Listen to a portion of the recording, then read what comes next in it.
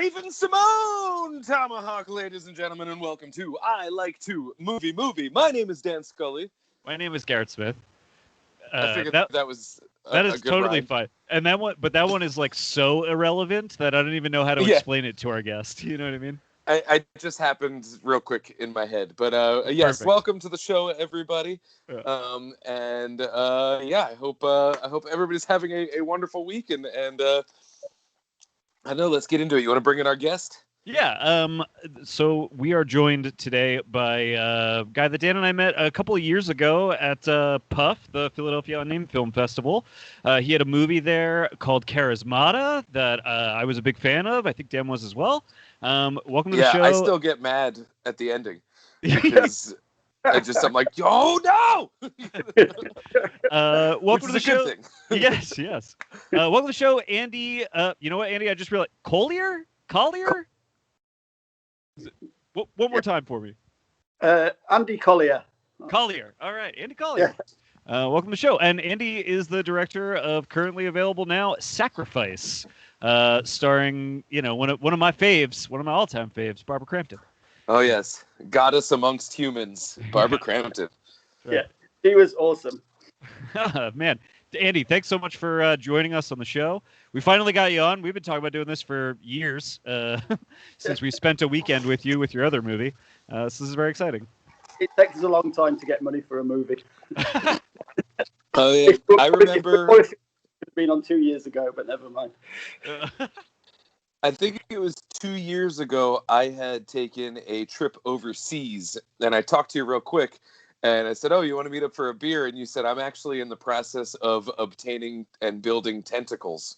And I'm assuming that was for this movie, Sacrifice, which has some prominent tentacles in it. Well, I collect tentacles anyway, don't we all? But yeah, that was... Did you go to the Kennington Lane Cafe for a heart attack breakfast, Dan? I did not, but I did have... pretty much every day that I was there, I went to a different location and got the full English. It was incredible, and I have never been more regular in terms of my digestion and excavation, we'll call it. I've never been more regular. The influx of beans and stewed tomatoes, and just it was awesome. I've never breakfasted better than I did when I was in I was in King's Cross, but I've never breakfasted better in my life. So Andy, I'm very excited to have you here because I got to see your movie Sacrifice. I'm a big fan of your movie Charismata, by the way. I know we've talked about that a few times, but I really, really like that movie. And so I've been looking forward to another Andy Collier picture for a while, and was not disappointed by Sacrifice, which has a sort of similar, I would say, dark sense of humor about it to Charismata, which is one of the things I like about your movies. But I would say a very similar ending too. Yeah, where it really got me, which is once again a compliment. I'm glad you didn't both hate it. That could have made the podcast awkward. No. So you directed both of these movies with Tor Meehan. Do I have that name correct? He doesn't know how to pronounce it. He says Meehan. Yeah, okay, gotcha. But he also says that's not how his father pronounces it. Okay, gotcha. And so you directed both of these movies with Tor. Is that's right? Yeah. Yeah. Charismata, he also did first AD work. Okay. For some reason, I advised him not to, but he did. And on Sacrifice, I did the cinematography. Yes. Because we spent a long time. We probably spent 6 months working out a really detailed shot list and a color palette that we had to mostly scrap. Because, well, you might have noticed some similarities to the Color Out of Space, the Nick Cage movie. But kind of we were the original conception for that was we were going to make like a pastel purple pink Suspiria, which kind of symbolized the presence of Cthulhu and was weird all the time. But when we were about to grade it, we saw the trailer for the Color Out of Space and thought, oh fuck. Because they did exactly the same thing and it looked like some sort of asylum mockbuster attempt. So we had to I phoned the grader who's actually in Norway and said, like, scrap everything, like take the penny person out as far as possible. Oh, that's funny because I mean, honestly though, where you landed is pretty cool because yeah. there is a distinct departure from the more fantastical sequences, some which I think could be referred to as dream sequences, and the real world stuff kind of have a pretty stark difference. And having that visual cue made it really a lot of fun to watch, especially, and I struggle to remember the lead character's name, but especially as she is... when she has dreams that have popping, terrifying moments, you can always be cued by the sort of neon color palette. And I really appreciated having that distinction as I moved through the story.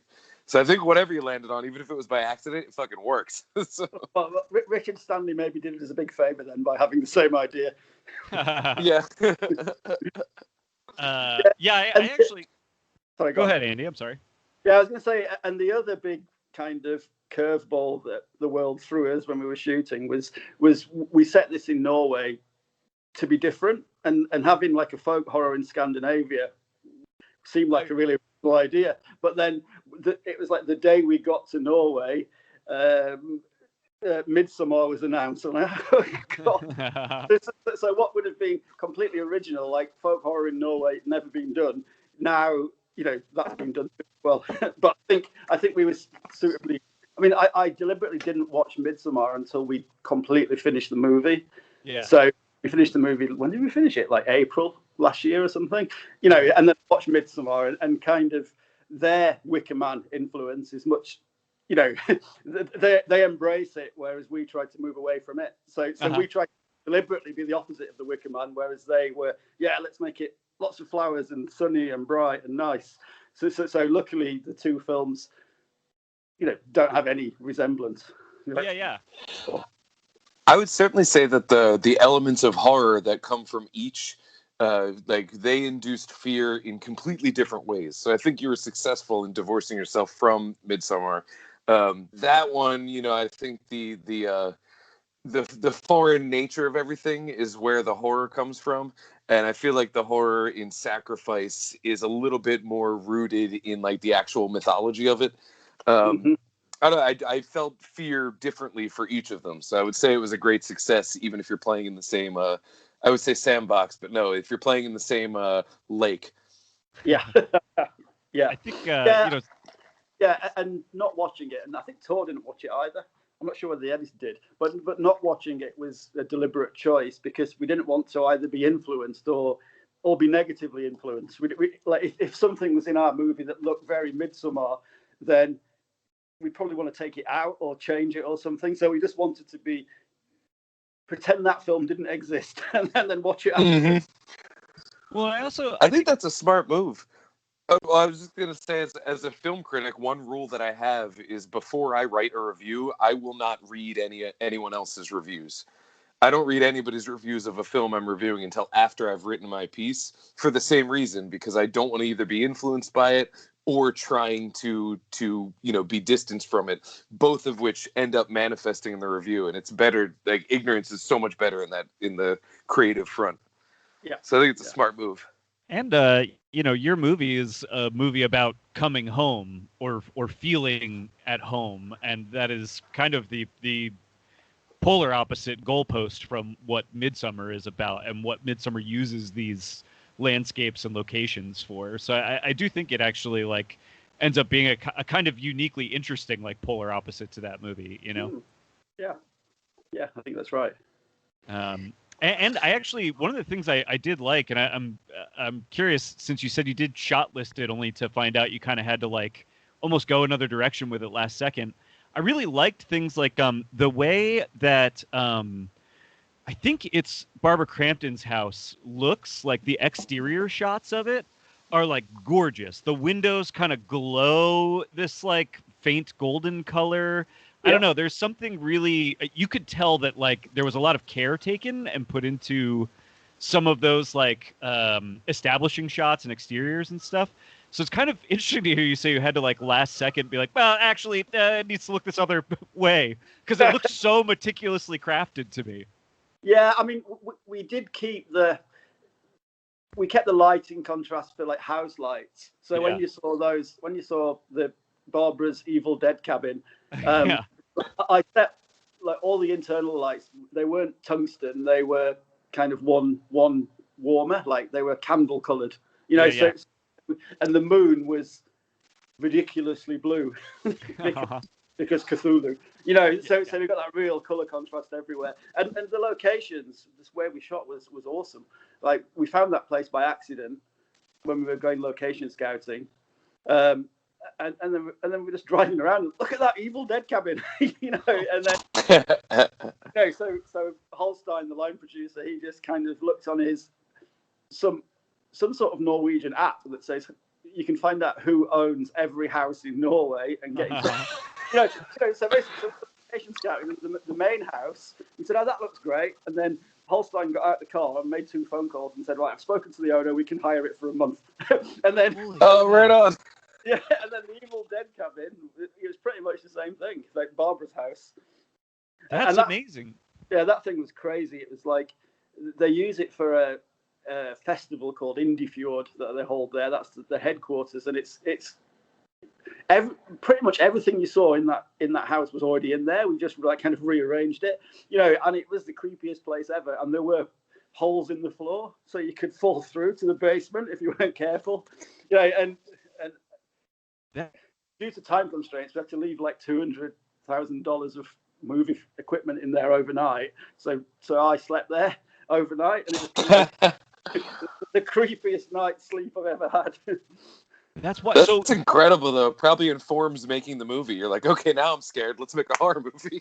Yeah.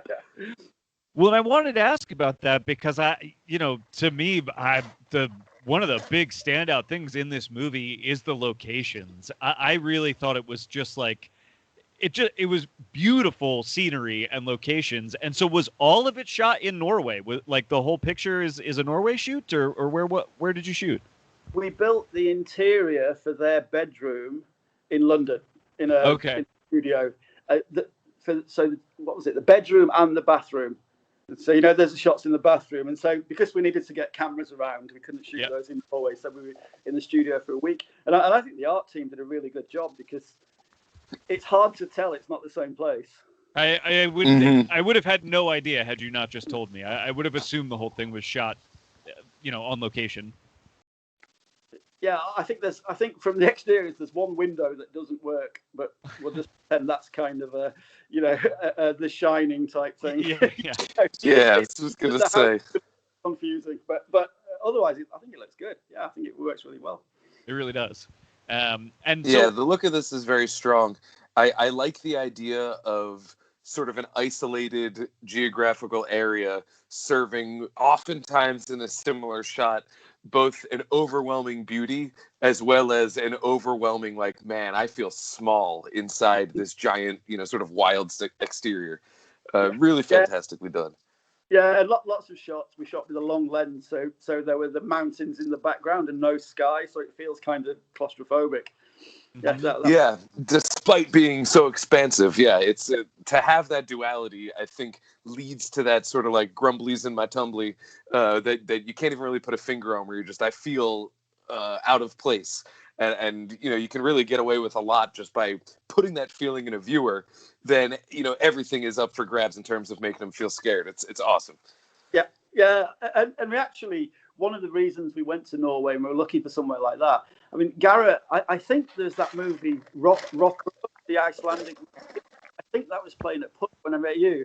And kind of the cinematography on that was awesome, but it was shot in Iceland, and clearly the cinematography was basically, point the camera that way, it looks great. So, that gave us inspiration to find somewhere similar. So just point the camera in the right direction and it would look cool. What was you cut out a little bit there. What movie were you referencing at Puff? Rock or in English, it's The Rift. Yeah. Yes, I remember that. Yeah, okay. That was a cool movie, yeah. Yeah, and interestingly, or maybe not interestingly, but it is to me, Old Norse, but basically modern Icelandic, they changed their language a little bit like 50 years ago. So it was really close to Old Norse because I guess they're proud of being Vikings. So the little bits of Old Norse that are in there, I actually spoke to the director of Rockor, and he told me the modern Icelandic, and we pretended that was Viking language. And apparently it pretty much is. That's wild. So funny. I mean, if I had Vikings in my heritage, I would be very, very, very proud of it. I probably would never shut up about it. People would be like, "Hey, what's your name?" I'd be like, "Dan, I have a Viking heritage." It would definitely be something I'd be proud of. Because as it is, I'm from Kentucky, so it's like, I don't know, we moved moonshine. That's all I got. No Vikings. Andy, one of my favorite things is like finding all these like interesting connections that Puff has granted a bunch of like filmmakers and different people. Like we have had the opportunity to talk to a lot of cool filmmakers because of Madeline and her festival. It's very cool to hear that you ultimately ended up connecting with another filmmaker from Puff in order to get, and help you finish this movie, Yeah. No, it's cool. I mean, that's one of the good things about going to film festivals, because you never know what connections might lead to something. Yeah, it's very like this one, like an interesting podcast. Are we interesting? Fuck yeah. I wanted to ask, in the credits at the opening, I noticed that it says it was inspired by the short story Men of the Cloth by Paul Kane and the works of H.P. Lovecraft. I'm familiar with H.P. Lovecraft. I think the influences are very much tentacles. That's where it's at. Can you talk a little bit about that short story that this is based on? Yeah. Did either of you ever read it? I don't think so. No, okay. I did not read it. I was trying to hunt it down, and I just have not had a chance to read it. I can probably get you a copy. I mean, after Charismata, which you'll remember was kind of quite ambitious, it was shot in London in a bunch of locations. We wanted to do a small, easy, cabin in the woods two-header. And so we were looking for like a really small, contained, easy to shoot, no budget problems horror film. And we couldn't think of anything original, so I was just like reading a bunch of novels and short stories. And I really liked Paul's story, which we changed it from based on to inspired by, because with each draft and after we went to Norway, we got further and further away from Paul's story. Naturally, yeah. Yeah, and so in the end, whereas the mood's the same, and it's a family goes home to husband's roots and weird things happen. So there's a clear parallel, but the story elements, there were lots of differences. And also in his story, it's a bit like a Children of the Corn type thing.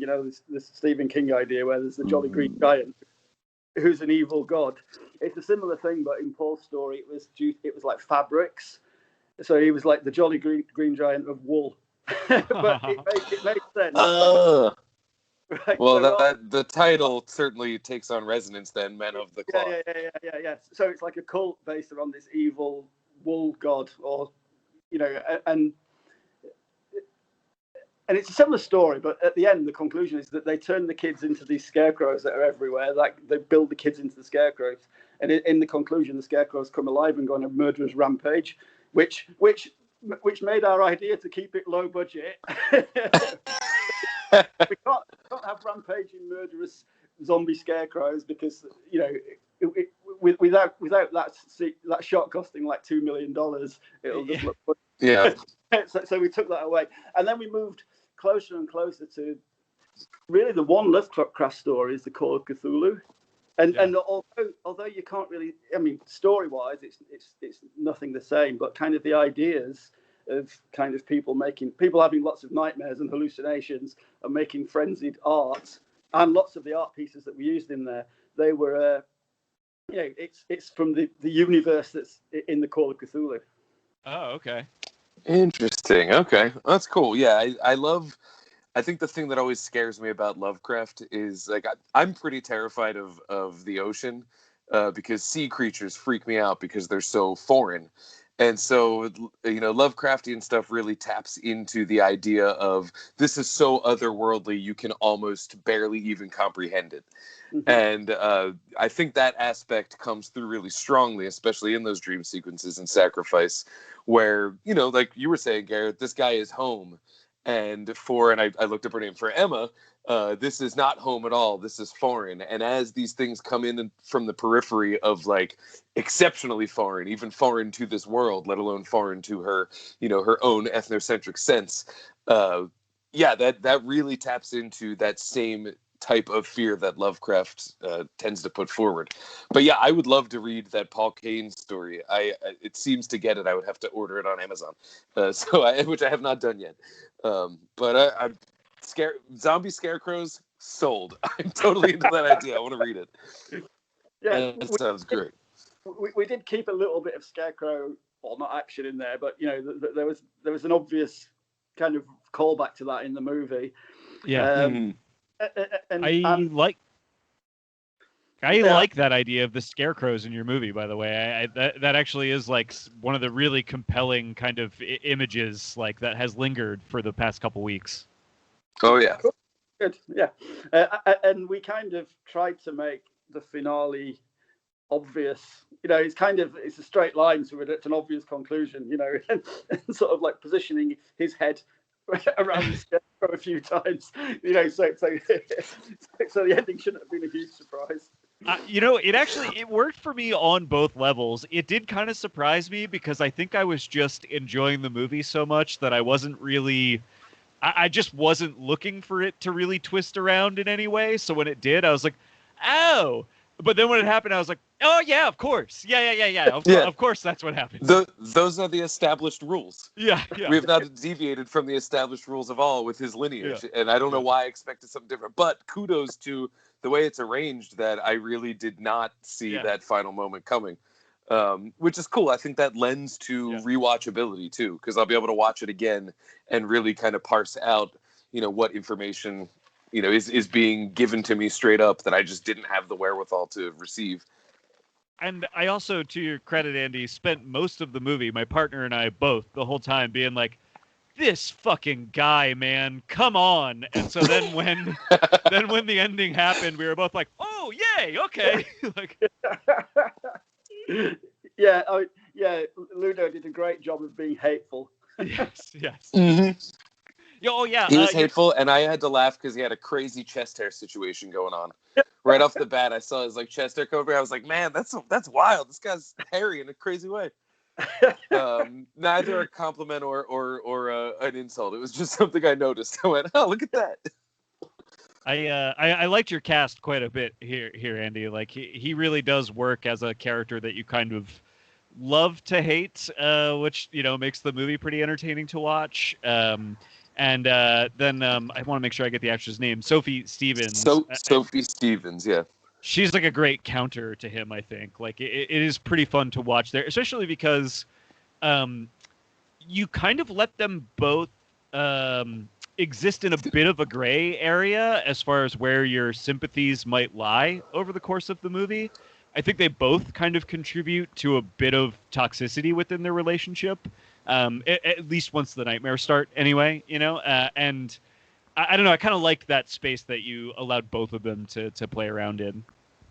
I'm glad you said that because that's what we were aiming for. And we spent not a huge amount of time, but we did a few, maybe a week of rehearsals between casting and shooting. Because we're all based in London then, so it was quite easy to do. So I mean, we had rehearsals in the evenings when Sophie and Ludo weren't working at my house, which was luckily in the middle between both of them. Yeah. Right on. Bit of time working on the characters, and that was fine. Yeah, it worked out well. Yeah, and I really thought Sophie was exceptional. I thought her performance was really tip top. She like wore the physical difficulty of being pregnant very well, and through that was to be able to like really create this character that felt quite strong, because she's not just dealing with this external forces, but also this just physical incapacitation of being with child. I think she really had a lot of heavy lifting to do and really nailed it. I was very impressed with her performance. Good. Yeah, I agree. I think, that was a lucky bit of casting. I mean, we cast her because the casting for that character is really difficult. And we got down to 5 actresses who all had pros and cons. But I think Sophie was inherently a really nice, really kind of, charismatic person. Is charismatic the right word? I mean, kind of like sympathetic. She was, something like her, and which is quite useful for the character. So she was kind of playing herself in a way, but pregnant and in a horror movie. I mean, her going from being, the term kept woman is very strong, and I don't think applies here, but her going from, kind of being along for the ride of this trip to then having to kind of assert herself to get out of it was a really compelling arc to watch. And she just did a really wonderful job with it overall. Good. I'm glad to hear it. Yeah. And then, of course, Barbara Crampton is just in this inhuman goddess who lives amongst us mere mortals. Yeah, and I imagine she's wonderful to work with. I just can't love her more than I do. No, yeah, she is. People always say, "Oh, it was great to work with them," but genuinely, she was awesome. And she worked really hard for the role, and she actually took Norwegian accent lessons in San Francisco before she came. And she wanted, because she was kind of the leader, she wanted her accent to be kind of more Norwegian and more old school than everybody else's. So she did that, and actually, like the actors we used, they, because we did the casting in London, there aren't that many Scandi actors, so we had Swedes, Norwegians, at least one Dane. So it's quite. So you'll hear that the native accents. Nobody's got the same accent in there. But they're all. That's kind of cool, though. And Barbara's the most Scandi, but it's kind of like there's. Who's Danish? I think the boat captain's Danish, and the sing-song accent. Oh yeah, that's kind of cool though, because I think it lends itself to this idea of like this is a foreign place. Like it, even like the inconsistency with that window you were talking about. These things almost subconsciously add to this feeling of I don't want to say discomfort, but this feeling of, kind of just being an other. Like you can't understand necessarily what's going on because there's no consistency to this world that you find yourself in. And having a sea of variety accents can sort of serve that. Well, and to Dan's previous point about her being an inhuman goddess, she actually is like tremendously perfect casting for this role of like, she's the leader of this kind of cult that kind of does this like horrible thing like once a generation. And it makes sense to me that this young man is drawn back home and kind of more significantly and easily upon meeting the inhumanly beautiful woman that runs the cult. You know what I mean? Like he meets this like beautiful woman and her beautiful daughter. She's also the first and person is who's so immediately kind. Yes. She's like immediately kind to both of them, whereas like in that bar scene, it's not until they know of his lineage that things stop being real fucking tense. But yeah, she's like immediately nice and is therefore that much scarier because, niceness can get you through the door. Yeah. Absolutely. Yeah, that was we wanted to make her really ambiguous, and that's kind of the point of the story, isn't it? That they didn't choose Cthulhu. Cthulhu was there first, and they make the best of this shitty situation. Yes. So she's kind of the school head teacher rather than a classical cult leader who loves it. It's her job.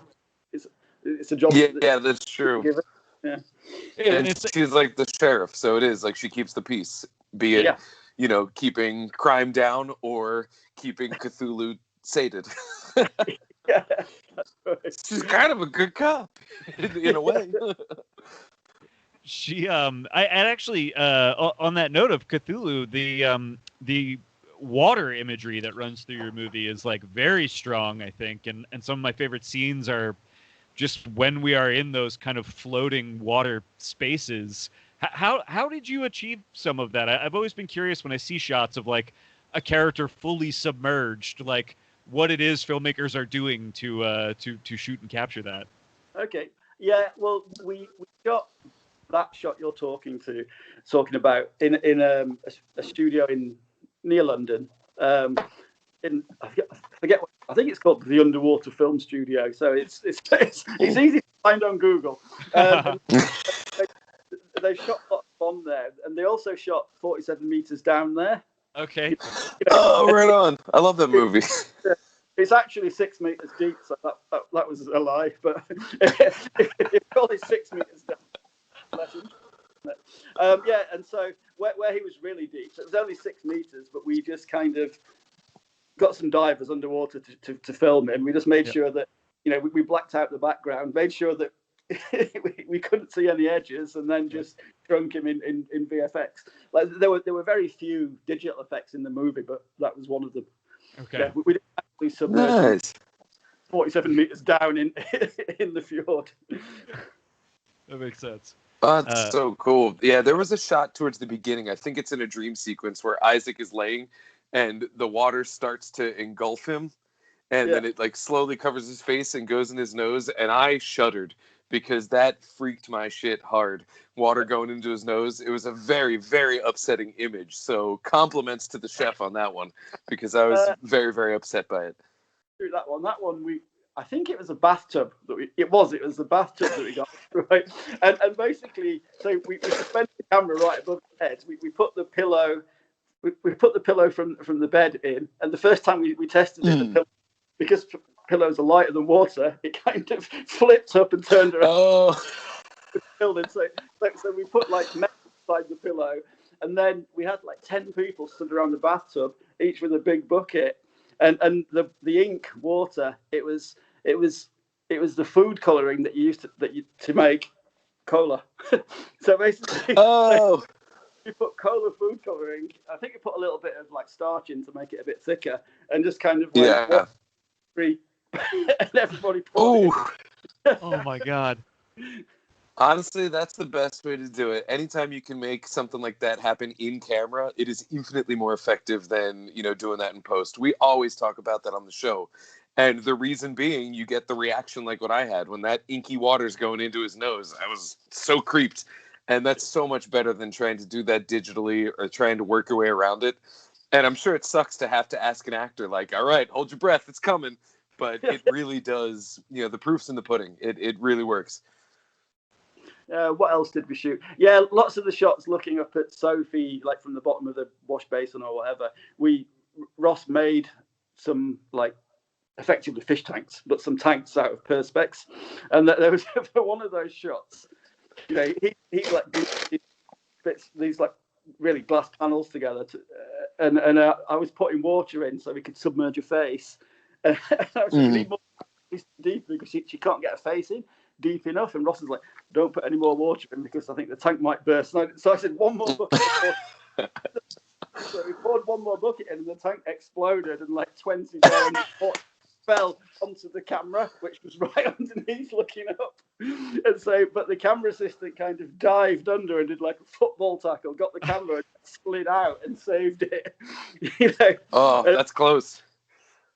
And gotta then trust your prop master. and then it was a bit like the acid blood from Alien, because this load of water emptied out in this kitchen, and the line producer was like, we're going to have to pay for this. And then we ran downstairs, and it's coming through the ceiling downstairs and going through to the next floor. So we ran downstairs again, and it was coming through to the next floor. Oh my God. That's incredible. Oh, I love it though. That's like, man, that's the value of having a good crew.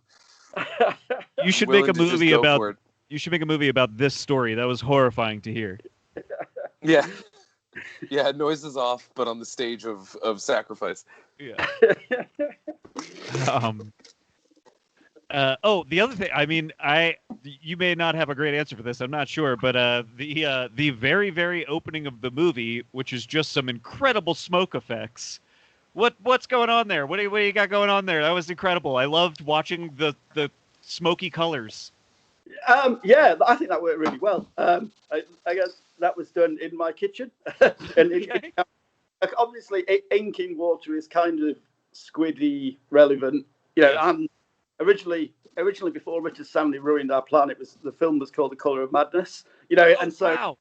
These weird colours came in. And how we shot that, we put a black background behind another one of Ross's magic fish tanks, and literally got some syringes with coloured ink, and kind of went 1, 2, 3, and then fired them into the water and filmed it in slow motion.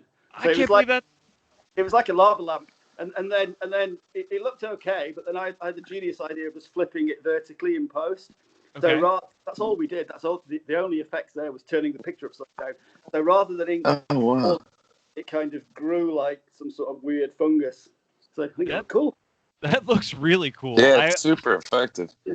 I have an affinity for just like very colorful, just kind of nonsense like that, and I was like, I love whatever this is. I love it. Like that is incredible to hear that was just something you did in your kitchen. We actually had a filmmaker on here recently that had the exact same process he did a horror movie that is entirely done with puppets. And we asked him about the effects of how he created these storm clouds for the backdrop of this, storming a castle sequence. And it was the exact same thing. He was like, yeah, I was in my kitchen. I just had some shit to mix and filmed it and slowed it down, and that was it. And it's the same kind of thing where if that was done, in Photoshop, it would look like shit. But doing it just actual ink and water, it ends up feeling so much more tactile and so much more. It just feels so much more tangible and real that even without any context for the horror yet, seeing those ink squirts ends up leaving you unsettled before we have any sort of context to the story. And it's all just because it's tactile. So, yeah, that's amazing. Cool. The other thing we shot the same day in my kitchen was, there's one shot where an egg tumbles down into the fjord. Yes. And that matched the shot in the kitchen of she boiling eggs in a pan. Now, in Norway, you can get white eggs everywhere, and we thought white eggs look cool. And then when we came to shoot the shot of the egg falling, I popped out to get some white eggs. They don't sell them in London. No way. I went to at least 15 supermarkets, and all eggs in London are brown. So I called Ross, and the idea he had was buy some brown eggs, some London eggs, and then get some eggshell paint and paint the egg white. So that's what we did. I mean, whatever works. That is so that's funny. That's incredible. That you had to paint eggs white. That is such a funny. Man, here, if we want brown eggs, we have to pay more.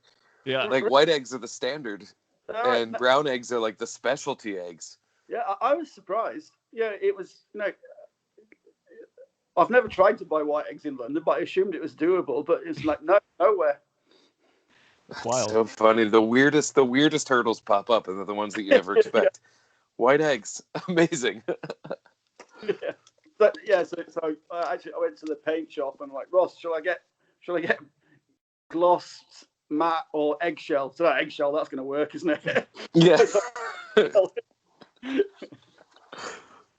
It's funny that it's easier to get eggshell shaded paint than it is to just get a fucking eggshell. It's incredible. Yeah, I wonder if you're the first person in history to buy eggshell white paint to actually paint an eggshell with. Yeah. Oh, it's incredible. What are the odds? Oh, that's so funny. Yeah, we do. Here at like the supermarket I go to, like white eggs are the standard, and brown eggs cost $2 more because they're like, ooh, special. And they're honestly, I don't think any different. But we've tricked ourselves into thinking like, ooh, the brown eggs have better vitamins. Very, very funny. Yeah, maybe I should have just got a flight to Philadelphia, but next time, we found a quicker version or a quicker solution. Yeah, and they wouldn't really keep on the flight, so Andy, something I was wondering, and I don't. This is another one where I'm not sure what kind of answer you might have, but is somebody like Barbara Crampton? Is she like the actress that kind of seals the deal on the whole picture? Like you get the final funding you need because you've got a Barbara Crampton, or is the movie a go, and because you've got a movie that's ready to go, you can get somebody like Barbara Crampton to sign on to it? Do you kind of understand what I'm asking? In our case, we had the funding. I mean, like, other than if it's like a top studio movie, there's always a catch-22 that if you've got the cast, you can get the funding. Yeah. So often you can't get the funding without the cast, but you can't get the cast without the funding because they don't want to do it, and they don't want to be like. I know lots of actors who don't want to be seen to be attaching themselves to a load of projects and and kind of effectively producing the movie when they aren't by their name raises the money. in this case, we had one. I mean, we shot this because the funding fell through for another movie that we were going to make, and we had, because we had the funding, we had like a bunch of decent names lined up, like one of the main women from Annihilation, who isn't Natalie Portman, but one of the other ones, and one of the kids from Stranger Things. You know, so they were all lined up. They were kind of lined up. We had the money, but then the funding dropped out, and it's kind of they kind of were no longer committed. They said, if you get the money, we'll be in it, but you can't tell anybody we're in it to try and get the money. You know, so we still haven't. Interesting.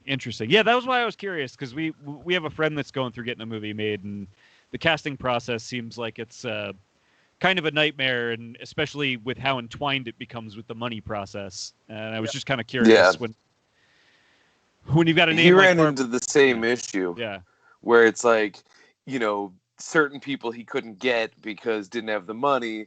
But then, like, the people he did get brings a little more money, and then it's like you really gotta, you know, find that sweet spot. Yeah. But he's got a cast.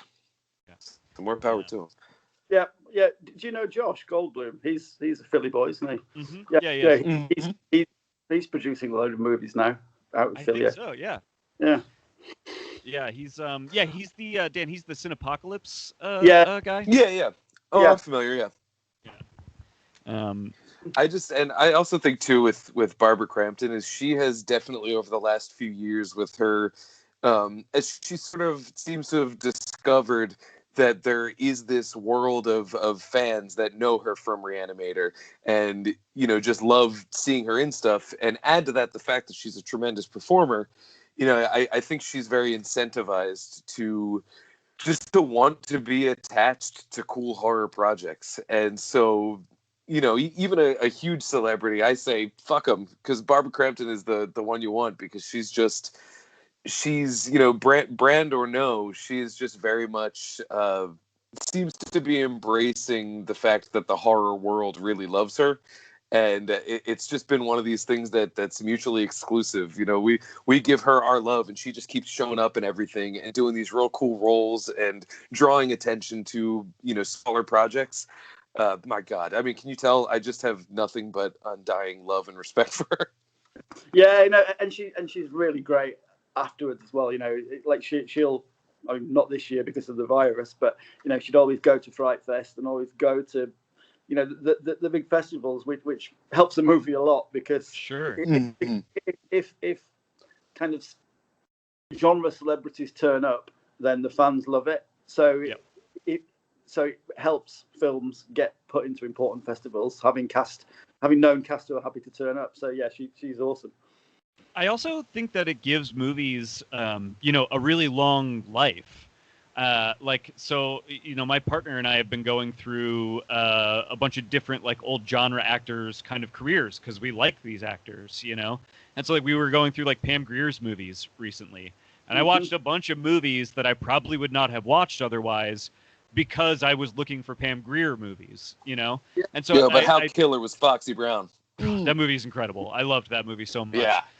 But I do, you know, I think that, so having someone like a Barbara Crampton in your movie, like, instantly gives your movie kind of a long life as like, it's a movie that will continue to be discovered, you know, years and years and years later, over and over again by new genre fans, because I think Barbara Crampton's a name that, you know, like Jamie Lee Curtis, like her mom before her, like, she's going to, I don't know, like, live on beyond herself, like, as a genre star, you know? Yeah, I think that's right. And I think from that kind of cynical, if you will, point of view, then Bob, great casting, but also artistically, you know, well, one, she looks more Norwegians in the movie, and two, I mean, she really kind of got the idea of the movie about people having no control over their own lives and humans being meaningless, you know, which is that Lovecraft thing, and I think she got that and worked with it, and also because she got how nuanced the character was, and I think she played it really well. You know, I think she did some really great acting in this. You know, the role had more layers than kind of lots of, well, not just roles that she's had, but lots of roles in general in movies. I think it was a really kind of layered character and a layered performance. So it was we were really happy that she did it. The way in which she lures the main character kind of into her quote unquote trap is so interesting, because you can tell that it's, I mean, I'm just repeating what you just said, but you can tell that like she does not, she's not luring this kid in because she wants to quote unquote like eat or destroy or kill this kid. There's it's duty bound. Yes, there's something going on here that she's almost working against herself in some way, but to protect the people that she cares about. Yeah, there's so many layers to that she is really definitely in tune with, and that makes it like such an interesting performance to watch. Yeah. I think it speaks to the title too. A sacrifice is supposed to represent a loss of sorts. And if she's making a sacrifice that is at the cost of a small shred of her humanity in order to kind of keep everything at a basal state, therein is a sacrifice. It's not just Isaac or Emma making a sacrifice. It goes deeper than that. Yeah. Which, it would be very easy to make a villain that's just, we will feed the beast. And that's old hat. It's disinteresting. And so it's cool to kind of have that tie into the idea of sacrifice. Cool. Good. Yeah. That was definitely the intention. Have you right on. Yeah, and you just reminded me of I don't know how you reminded me. You just reminded me of some of the, we called him Isaac for obvious reasons, for the Bible story about some kid who did or didn't get sacrificed. Right. Yes. And she was called Emma after the Norwegian ship in the Call of Cthulhu. Oh, right on. Okay, nice. I didn't make either connection. No, I was just like, I have a friend named Isaac. It was like the only thought I had. Oh man, I had a thought a second ago that just left my body. It'll come back to me in a minute. Well, there you go. Can we talk for a few minutes just about like the soundscape of it? Oh yeah. Is there a composer here? So Tom Linden is listed as the composer. What's weird is in my memory, I don't have any sort of melodic hook that I'm clinging to, but there is sort of an audio feel that I think it captures really strongly. And I just wonder what the idea behind creating this soundscape is. There's like Tor's idea for the soundtrack was to be kind of a bit weird but beautiful, but weird and otherworldly as well. And what's this? And there was an album which is apparently known as the Lovecraft Album, and it's by some old like synth music. I forgot what they're called. Not Tangerine Dream, but some old thing. And I'll remember as soon as this call finishes. But we wanted something kind of beautiful but weird. And Sean, one of the producers, Sean Knopp, he was friends with Tom Linden. And he was telling us for months that we should use his good friend to do the score. And then Tom composed some little ideas. And Sean kept trying to make us listen to these ideas. And then one day we did. And they were awesome. And they were just nice. Worked really well. And then the one kind of slightly different scene, if you remember, was the skinny dipping scene with the northern lights in the background. I mean, we wanted something like really kind of beautiful, but otherworldly as well. And I think, and that's the score there. It's that stringy thing with the climax, and I think that works really well. It matches the tone of the visuals because, like what we were saying about that environment, it's absolutely gorgeous. It's beautiful. But that's a great word for it. It is otherworldly. So to have the soundscape match that, I think is really, it really scratches its own back. It's very well done. But like I said, I have no melodic hook. There's no simple melody that I'm thinking of, but there's a feel that I can feel in my body that came from the sound of this movie. Yeah, there's something. I'm trying to remember lots of the music too. There's something I know some scenes it was kind of like proto John Carpenter synth score. There was like a pulsing, like yes, the tension was building. And I think it was quite, it was quite subtle. You know, the score, it didn't, in most scenes, it didn't try and punch me in the face or anything. It was just kind of there supporting the mood. Mm-hmm. I think to support's the right word, because oftentimes a score will tell you how to feel, and it'll almost coach you into how to feel. And I'd much rather it sort of support the material, and you're already feeling that way, and then it drives the point home, as opposed to the opposite. Like I know Hitchcock didn't want music in The Birds because he wanted any sudden influx of bird attacks to happen without warning. And oftentimes, you know, he is right. Oftentimes you start to hear the score, and any sort of you're ready. You're like, okay, I'm ready for something terrifying to happen. But to have it be the opposite, where it's like, okay, I'm freaked out, and then the music hits and it thrums and it really drives home that fear, is infinitely more effective. And I think that was achieved here quite prominently. Yeah, I recall we did have some sound that meant Cthulhu's arrived, but I think, to your point, Dan, that happened after Cthulhu's arrived. You know, he said, he's here, but as you've already noticed, you know, it was some sort of hum or gong or something. I can't remember the actual sound now. It was a long time ago, but there was some. We discussed with Tom. It was a Cthulhu's arrived tone that he put in there, and it's probably really subtle that you'd have to listen to hear it, but it's definitely in there, unless you forgot. Yeah, I think it more serves to, rather than warn you that, like, rather than be like, oh, here comes a scary part, it just kind of almost subconsciously primes you into that mode. Yeah, mm-hmm. Yeah, and it was kind of inspired by, but the opposite of, actually, Hellraiser. You know, where they had the tinkly bells when the Cenobites came. It's like really kind of beautiful noise. It's like, oh, the Cenobites are coming now. It's like the tinkly bells. But we wanted the Cthulhu doorbell to be after he'd arrived. He arrives and then rings the doorbell. It's like it heralds the entrance rather than telegraphs it, and I think that's an important distinction. Yeah. You know, to have a theme that happens, you know, at the arrival is one thing. To have a theme that says, okay, clench your butt cheeks, here it comes, that's a different thing, and I think is a weaker thing. And so you're on the right side of it, to have it be sort of the sound that heralds the arrival.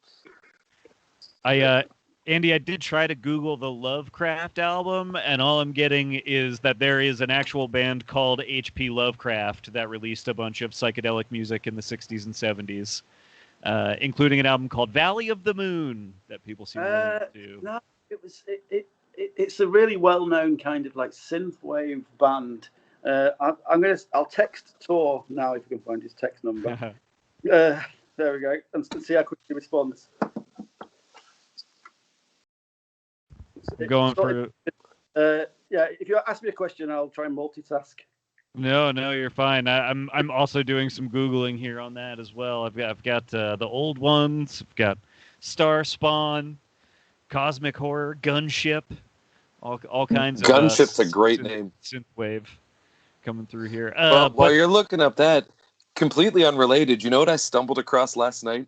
You know that pasta company, Barilla, Barilla, like the blue box pasta?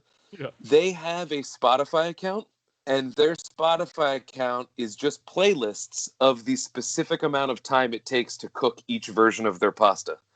So they have like a fusilli playlist, and if you want to boil fusilli, you put it in, and then you hit play, and when the playlist is done, then you know that the pasta is done. And I stumbled across that last night, and as someone who's a pretty I very frequently eat pasta, I was very pleased to find this, especially because like one of the playlists has a lot of like Jay-Z Unplugged and like just weird shit. But yeah, so very wild. So unrelated, but put that in your brains and think about it.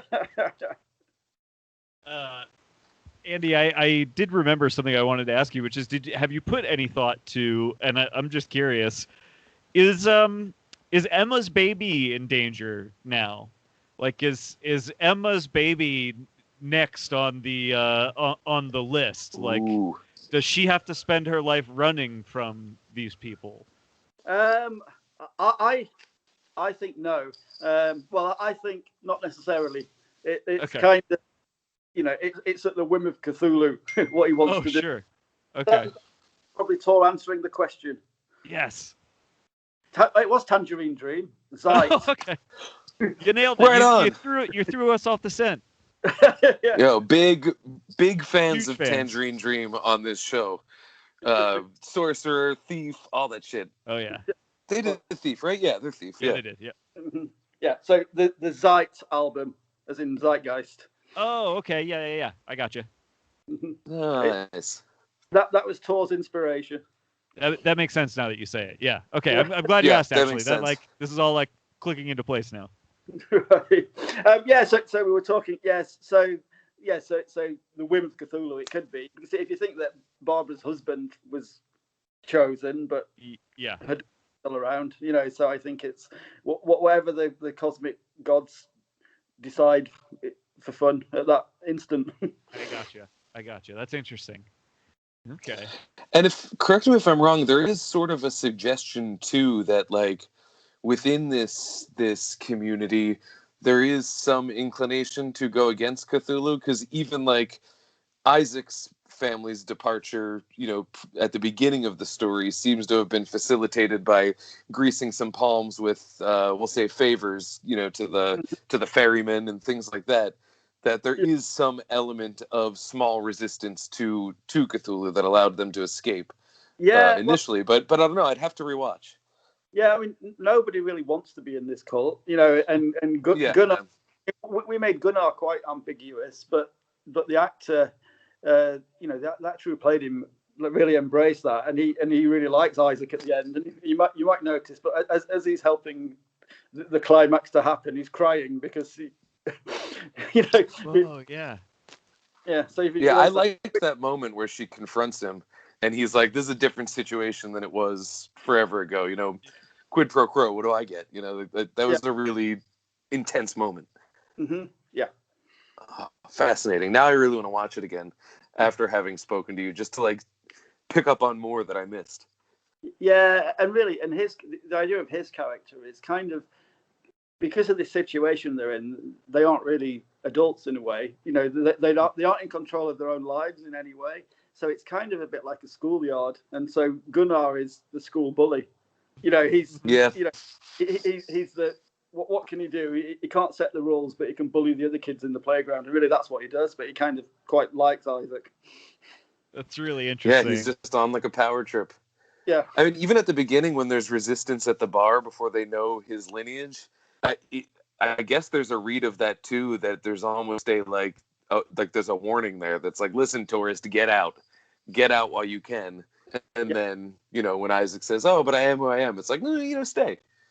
We have a job for you. That's and that scene will read differently now, knowing what it all leads to. So I'm actually very eager to watch this again.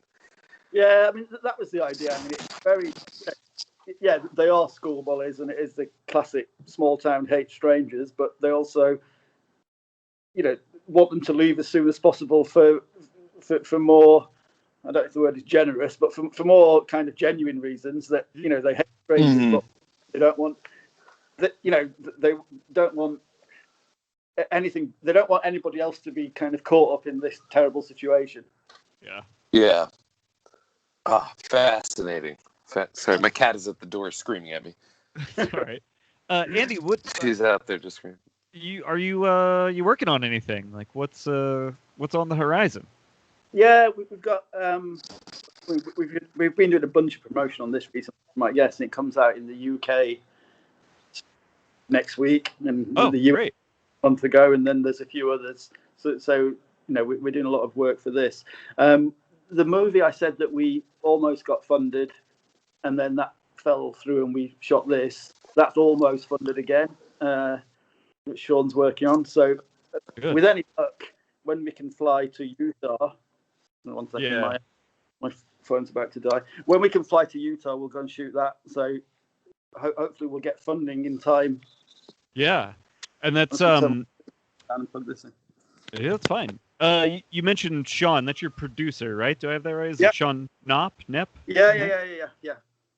And so it sounds like a U.S. set film, or at least shooting in the U.S. Yeah, it's in an unnamed western small town, but it's shot in a place called Payson, Utah, which is like a really that was a lucky find. It's near Provo, like the Mormon center. Mm-hmm. But Payson, it's kind of like really, it looks great for a movie in that it's completely unplanned. And there'll be like a modern house next to this ramshackle old house, and then the next lot of two horses like scratching in the dirt. So it just looks kind of like timeless. Yeah. Cool. Cool. And like the guy who was helping me do location scouting there, he took me to the next town. It was really pretty, in Stepford Wives, and everything else is really modern. But like Payson, it's like Wild West. Yeah, very interesting. That's so there's a saloon and a general store. Yeah, and it's got a mountain backdrop, and great. and just a giant Mormon church in the middle that we'll need to frame out. That's wild. Yeah, Utah's got some really, really beautiful views, and a lot of it extremely cinematic. I mean, that is just a beautiful, beautiful area. I want to hike Utah so bad. Yeah, it's supposed to be set in.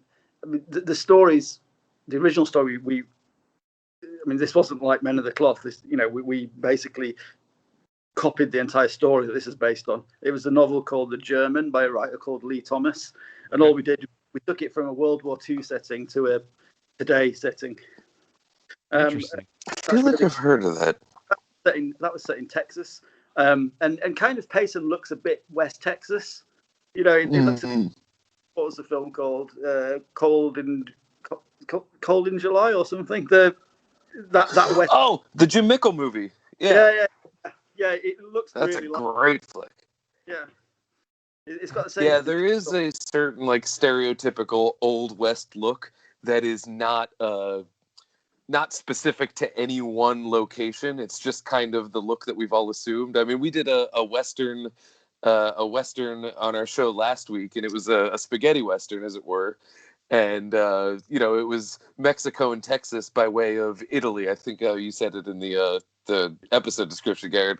Yeah. And it's like, there's no specificity to what an Old West area is, but there is some ideas as to what it could look like, and it's you can find that in Utah and in Texas. You can find it in Arizona and Nevada. You can find it in Italy. It's wild.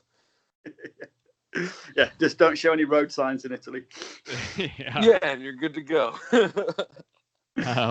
So Andy, where can people find you on the internet? I mean, I know right now, for the U.S. audience, Sacrifice is available right now. I rented it on, I think I rented it on Amazon when I watched it. And you said it's coming out in the UK this week. I think next week. Next week. I think so. Yeah, Cool. It was definitely March. Okay, good. Is where we are now, and we had the flurry of like interviews and stuff, which have now finished. So I guess they were getting ready for release, and then it's out in Scandinavia soon. So we'll see what they think of of how we depict their location, and then hopefully other places. But I can't remember. Epic are dealing with that and Dread. Well, I'll tell you something interesting. My girlfriend is a very big fan of the Boulet brothers, who do that show Dragula. Mm-hmm. And they do like spooky horror themed drag, really impressive stuff. And they have a podcast where they were talking about Sacrifice. And she asked me, she was like, "Do you know about this movie? It's got Barbara Crampton in it." And I was like, "Do I know about it? I know the people who made it." And so it is getting some press over here pretty prominently, because they're, the Boulet brothers are related to Shudder. They were tied to Fangoria for a while before the Cinestate split. Like, it's there's certainly quite a bit of interest in your film and films like it. So I think that you could stand to see some pretty good success, at least on our side of the pond. Good. Yeah, it seems to be doing really well. Yeah, and I think Dread and Epic have been doing a great job of promoting it. Yeah, it was easy to find, and I've been seeing it kind of floating around everywhere. Like, I know you, but I didn't know about this movie until a trailer floated into my Twitter feed, and not because you put it out. You know what I mean? Like it. So they are doing a good job getting it out there. And then where can people find you, Andy? If anybody wants to find you in your work. Yeah, my social media, I'm only on Twitter, and I've got Facebook, but I hardly use it. But Twitter, it's Loose Cannon Films.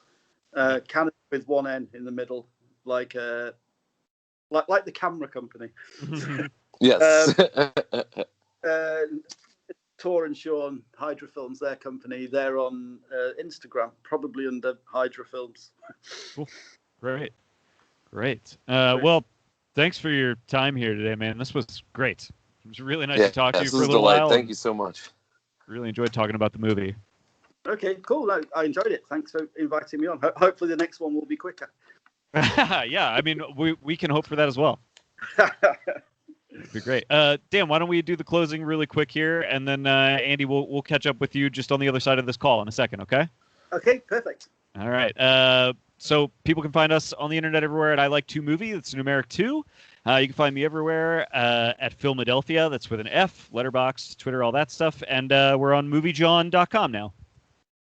Yep. Yeah, I Like To Movie is proud to be included in the Movie John podcast network. You can find me at Dan Scully on all of the things. Check out MovieJohn.com. You can check out Findy.com for some words from me as well. And check out my other show, Hot Property, which is available on Spotify. And thanks again to Andy Collier for being here. Thank you. Yeah. My name is Garrett Smith, and I like to movie. My name is Dan Scully, and I like to movie. Give it a shout, Andy. My name's Andy Collier, and I love to movie. I love it. Yeah, stepping it up. And we all know that you like to movie because we like to movie.